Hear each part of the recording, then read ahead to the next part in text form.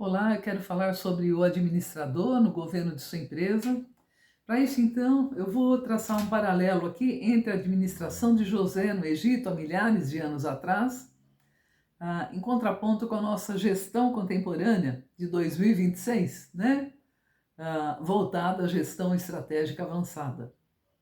Eu quero destacar as principais causas da complexidade da gestão atual e finalizar com algumas abordagens práticas para você enfrentar as complexidades crescentes. Bem, nós ainda estamos em janeiro e eu quero, nesse início de ano, profetizar que você tenha um ano aí maravilhoso, de fatura, de abundância e de muita prosperidade para você, sua família e seus negócios. Começando então pela administração de José, falando sobre ascensão e poder, Gênesis 37 a 45 conta a história de José e eu vou precisar resumir muitíssimo, apenas contextualizando para aquilo que nós precisamos, né? Então, José foi filho de Jacó, amado pelo pai, mas enciumado pelos irmãos. Ele acabou sendo perseguido pelos próprios irmãos que o venderam, e José então iniciou a carreira dele como escravo no Egito.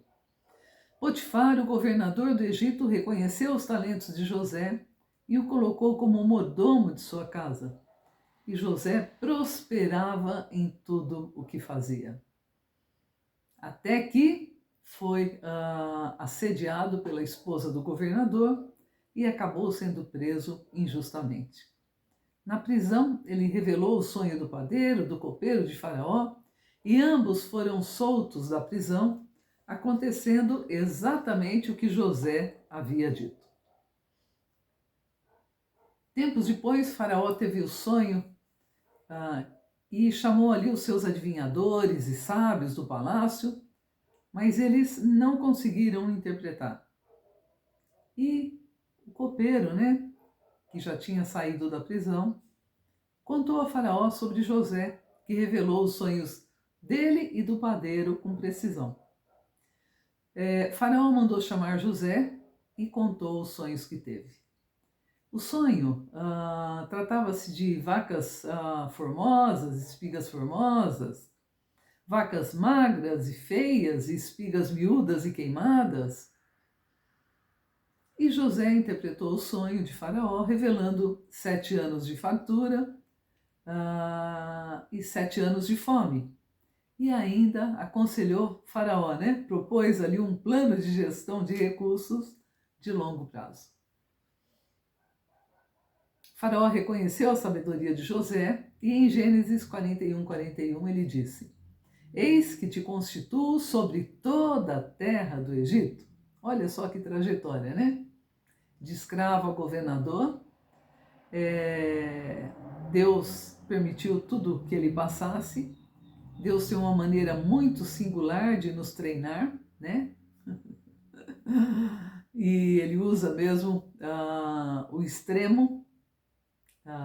Eu conheci de perto esse caminho aí do orgulho para a humildade. José, ele era muito orgulhoso porque ele era diferenciado ali na casa, né? Era o queridinho do papai. E então ele precisava passar a ser humilde. E aí teve esse treinamento. Como precisava também de treinamento. Então ele treinou a administração como mordomo da casa do governador, do ex-governador, né? E como administrador do presídio. Bem, José elaborou ali um planejamento, então, para a prosperidade e para a fome, centralizou o controle das reservas de alimento, organizou o acúmulo de estoques de grãos para enfrentar a futura escassez, criou um sistema para coletar e armazenar os grãos e, quando chegou a fome, ele regulou a venda de grãos à população. Falando sobre o aspecto da estrutura de governança, José se reportou diretamente a Faraó, ele centralizou decisões estratégicas de longo prazo, Organizou o abastecimento por cidades e regiões, mantendo o controle central de recursos e distribuição equitativa, e delegou tarefas administrativas a supervisores e mordomos encarregados de executar as ordens. Planejamento e execução têm igualdade de importância, hein? Plano de contingência e alocação de recursos. Planejou a cadeia de valores através do plantio, colheita, armazenamento e distribuição. Início e fim de toda a cadeia, né? Fez a gestão de grãos excedentes durante os anos de fartura para sustentar a nação durante a fome. Tudo planejadinho. Gestão de riscos foi identificada pela escassez, onde ele estabeleceu metas de estoque e distribuição regional para evitar os colapsos sociais e econômicos.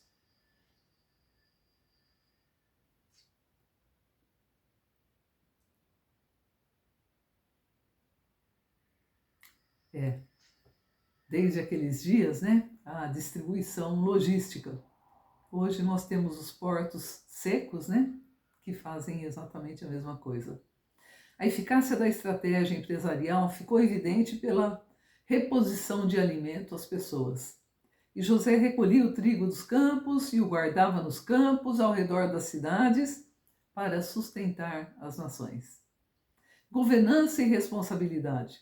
Responsabilidade direta do governante, Faraó, com o apoio de um administrador competente, José, e a transparência implícita na comunicação de planos de longo prazo à população.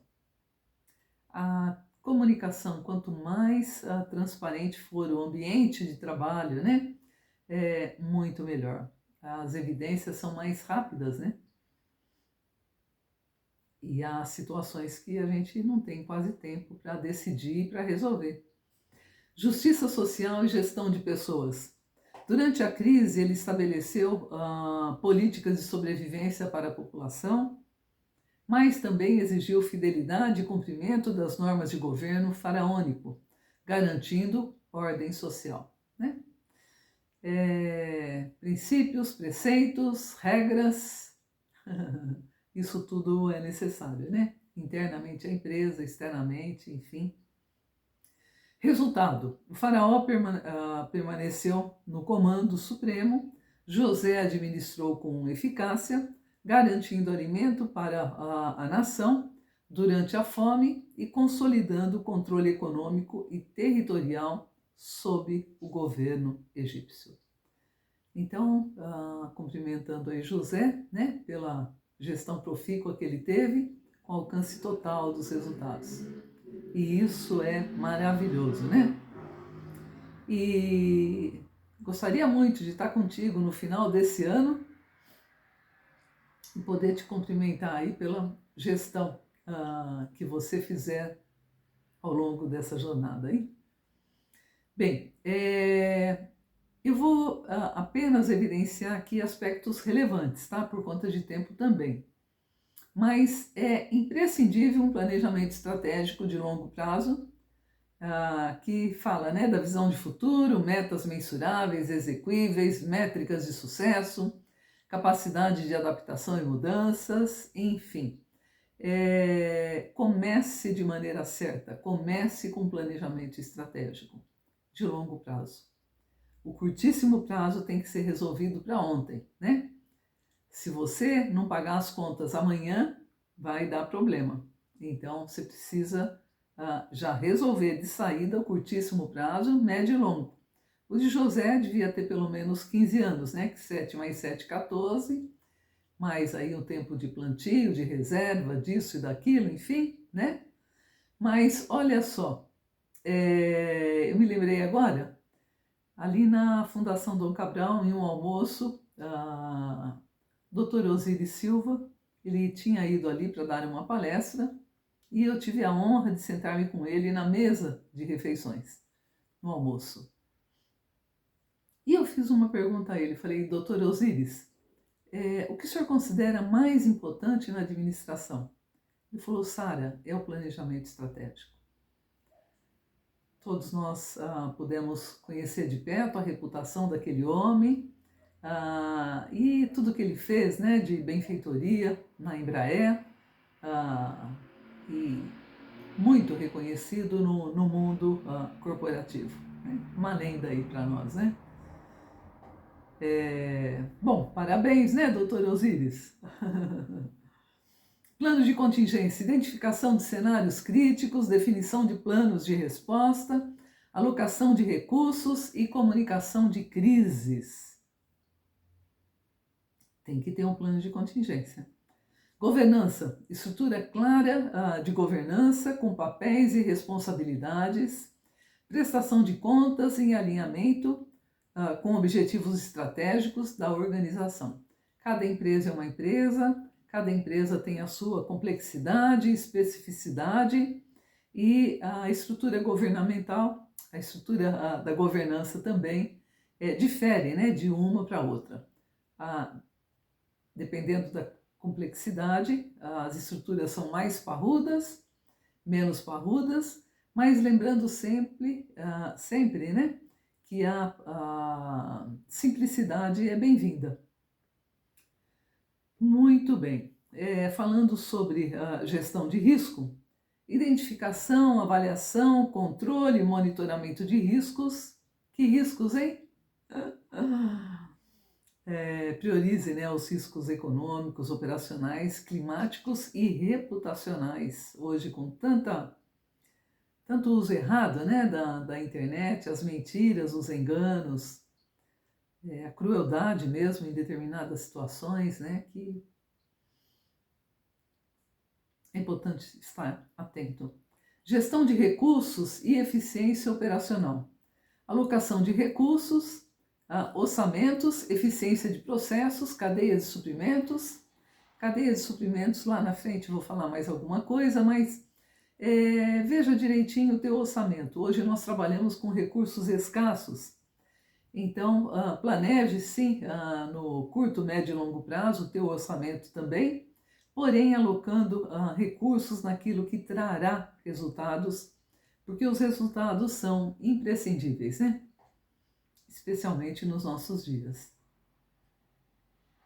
Gestão de dados e tomada de decisão, uso de informações confiáveis, indicadores de desempenho, né, os KPIs, as métricas de progresso, transparência nas decisões, enfim. Nós estamos falando dos dados internos à organização, né? Então, os sistemas de informação, eles devem ser muito consistentes e, acima de tudo, confiáveis. Gestão de stakeholders e comunicação, engajamento com partes interessadas, é necessária a integração, né? A gestão da reputação, clareza na comunicação e comunicação de planos e resultados. Uma empresa que se preza, ela precisa ter mensalmente uma reunião que eu chamo de avaliação de resultados. Um part-time, né, uma vez por mês pelo menos, com a alta administração, e ali então olhando tudo o que aconteceu no decorrer do mês seguinte, do mês em curso, e já olhando no mês seguinte, de saída, né? A principal competência de um gestor, eu sempre acredito que seja na esfera da tomada de decisões, e claro que para isso ele precisa ter competência, né? Mas no sentido de antever cenários, antes que aconteça, impedir que aconteça. E agora então, no item 3, eu quero fazer uma comparação entre a administração de José e a gestão contemporânea. Pontos de convergência. Em ambos destacam a importância de um plano de longo prazo diante de riscos futuros. José com a fome e modernamente com riscos econômicos, climáticos e tantos outros, né?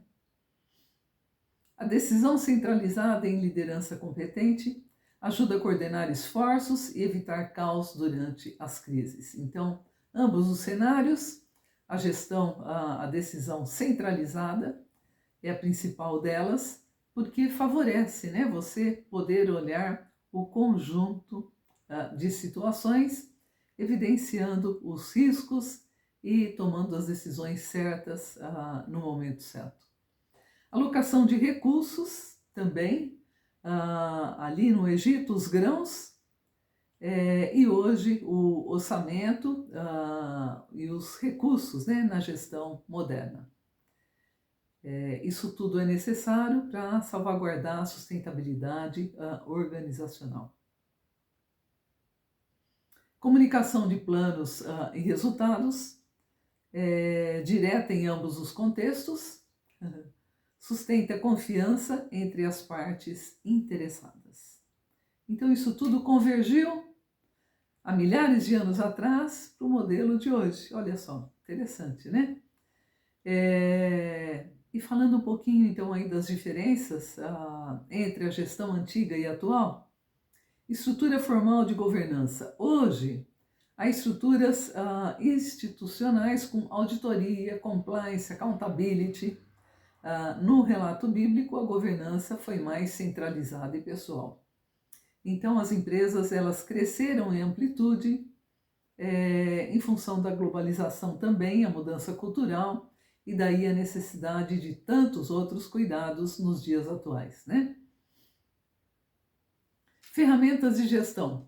Uso de dados, métricas, cenários probabilísticos em... Se então, né? Exercícios de continuidade nos negócios, BMC também, a diversidade, é importante você diversificar. No Egito Antigo, a evidência foi mais operativa e baseada em observação prática. Hoje, apesar dessa amplitude ser tão grande, nós temos aí as ferramentas de gestão para tudo. É só escolher a ferramenta necessária e usar, né? Então, tem tudo isso, felizmente. Toda essa análise de cenário probabilístico tem aí os algoritmos, né? Que fazem isso também com muita maestria. Bem, a diversidade das partes interessadas. Gestão moderna que envolve acionistas, clientes, reguladores, colaboradores. No Egito, o foco principal era a faraó e a agricultura local. Mudou bastante, né? Hoje tem uma população intensa e espalhada ao redor do globo, né? Ética e responsabilidade.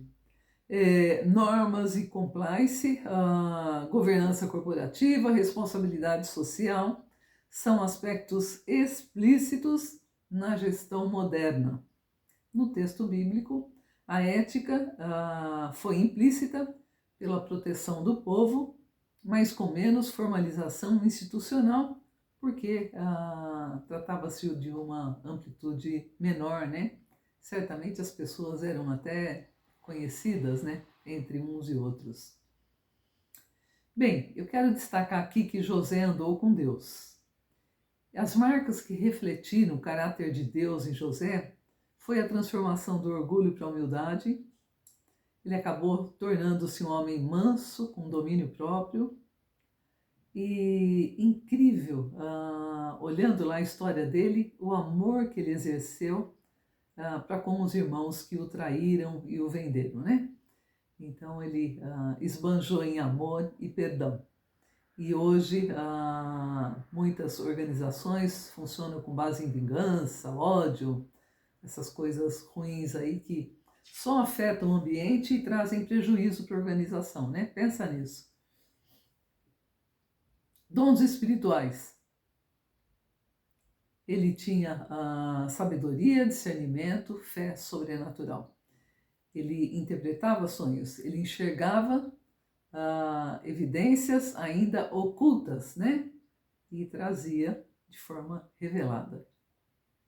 Talentos. Muito talento na administração, organização, planejamento e comunicação. Sob o aspecto da liderança, José foi um líder à frente do seu tempo, o que a gente chama de visionário, né? Líderes visionários. É tão lindo quando eu tive vários clientes assim, homens preparadíssimos, doutos, visionários, competentes, né? E líderes assim de primeiro nível, né? é muito incrível quando a gente tem oportunidade de trabalhar em ambientes assim. E também fiz minha carreira toda nas multinacionais com esse tipo de liderança. E às vezes a gente se surpreende, né, em empresas outras, familiares, com ausência da competência devida, porque os filhos já nascem diretores, né, em muitas delas. Outras, eu tive sucesso até agora, eu vou continuar tendo sucesso também. Não preciso de consultor, não preciso de conselheiro, eu sou eu faço tudo, eu sei tudo, né? E aí passa um tempinho, infelizmente a empresa implode, né? Bem, decisões, escolhas, cuidado então, né? Muitas vezes a pessoa que empreende a empresa, ela vai até um ponto, a partir dali, ela, por viver, né, aquela mesmice, tanto que as empresas que mais naufragaram foram as que fizeram muito bem por muito tempo a mesma coisa. Então, é necessário inovar sim, de quando em quando, e o gestor que fica só ali, né, focado dentro da empresa, ele muitas vezes se perde, isso é meio perigoso. Então entra em risco, né? E aí acabou o sucesso. Bom, José confirmou práticas modernas de visão, de estratégia e de competência, mas confrontou excessos atuais voltados a ego, né? O egocentrismo, o egoísmo, a ambição descomedida de determinados CEOs, presidentes, dirigentes, diretores, enfim, isso também prejudica muito a pessoa, as pessoas que estão abaixo, né, os liderados, e a sociedade, porque vai incorrer em desemprego, né? Quando a empresa descarrilha, tem que demitir, não tem muitas vezes não tem o que fazer, né? Ética flexível, né, nos dias atuais também. Só um pouquinho, hein? Vamos sair disso aí, só um pedacinho. E o imediatismo em detrimento do longo prazo, que também traz problemas normalmente. Ele mostrou que liderar bem não é controlar pessoas. Eu vou repetir, liderar bem não é controlar pessoas. É sustentar ambientes seguros, mesmo em tempos difíceis. Então, o que é liderar bem? É sustentar ambientes seguros, mesmo em tempos difíceis. 4. Quero falar então aqui sobre as principais causas desse aumento de complexidade, né? A gestão, como nós vimos agora, os pontos relevantes aí destacados, né, que eu fiz, tornou-se mais complexa porque as organizações operam de forma mais dinâmica, interconectada e imprevisível. Aumento da volatilidade e da incerteza, né? Mudanças de mercado, crises econômicas, instabilidade política, enfim. 2, avanço tecnológico acelerado. Todos nós temos podido ver o que tem acontecido com a internet, com a IA, com a automação. 3, globalização e interdependência. Cadeias globais de fornecedores, clientes e parceiros. 4, diversidade humana e geracional. Diferentes gerações, culturas, valores, uma festa, né, hoje dentro das empresas. Até entender quem é quem. Que diferença tem feito de uma década para outra, né? Em termos de skill, né? De capacitações de cada uma das pessoas, da maneira como elas observam o mundo e agem, né? Excesso de informações, dificuldade em filtrar, interpretar e decidir com qualidade. Então, o diferencial aí é filtrar. Tem um excesso, monte de lixo, joga fora, né? 6, aumento de exigências legais, éticas e sociais. Através da governança, compliance, sustentabilidade, responsabilidade social. Bem, o ESG aí, né, ditando normas e regras para um direcionamento melhor em função do planeta atual, né? Do estrago que já foi feito, que já aconteceu e que a gente vem sendo impactado, né, por tantas situações climáticas. Eu fui consultora da Climatempo por vários anos e quando eu fui contratada, ela fazia parte do quarto lugar no ranking. Nós a levamos para o primeiro lugar, né? O CEO, Sr. Magno, excelente gestor, uma maravilha. A equipe toda ali também, de diretores e os técnicos, né? Incríveis. E isso tudo ajudou, cooperou, corroborou. Hoje ela faz parte do clima global, né? Então, muito incrível, um crescimento sustentável, maravilhoso. 7. Mudança no papel do gestor. Deixou de ser apenas executor e controlador para se tornar líder de pessoas, facilitador, tomador de decisões complexas, integrador de interesses. 8. Ambientes organizacionais menos hierárquicos, estruturas mais horizontais, trabalho remoto e equipes multidisciplinares. Muito incrível, né? Muito bem, caminhando aqui para o final, nós vamos ver então algumas abordagens práticas para enfrentar complexidade crescente.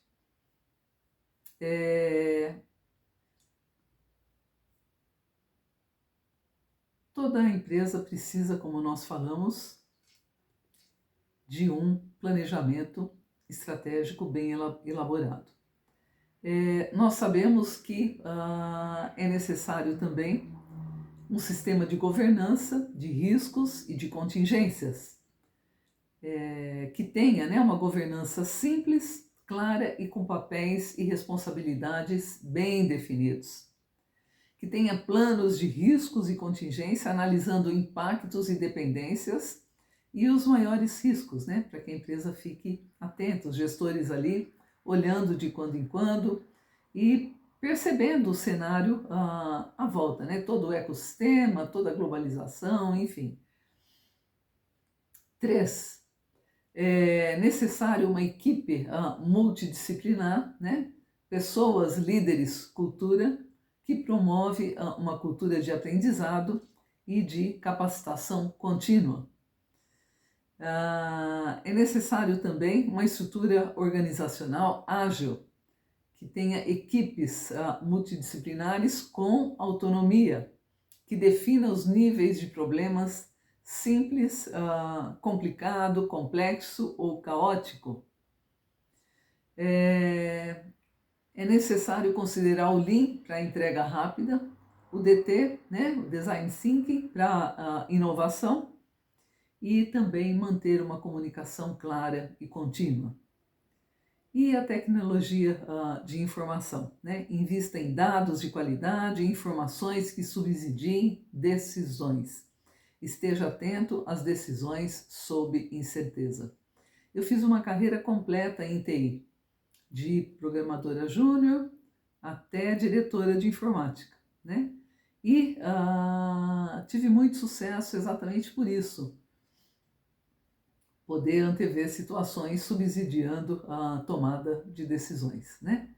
Isso, de fato, é um grande diferencial com dados consistentes, né? Pior que não ter informação é ter informação errada, então ficar bastante atento para isso. Concluindo, então, fique atento, de novo, né? Com as cadeias de suprimentos que vêm sendo fragmentadas, infelizmente. Instabilidade do sistema econômico-financeiro também, né? De olho aí nos bancos, no teu dinheiro, tem empresa médio, grande potes que faturam milhões, bilhões, né? Então, cuidar de volumes pequenos é mais fácil, mas o volume, quando cresce, acaba sendo mais difícil, né? A globalização também, que já vem sendo desmontada, é outro item aí preocupante, né? Enfatizando, então, não por ser a minha praia, nem porque foi corroborado pelas palavras do Dr. Osiris Silva, mas por de fato entender que planejamento estratégico curto, médio e longo prazos é imprescindível para você começar bem o ano aí. Contrate sim um consultor estratégico, vai fazer diferença aí na tua empresa, vai te ajudar a recuperar se precisar, te ajudar a crescer, escalar ou inovar, né?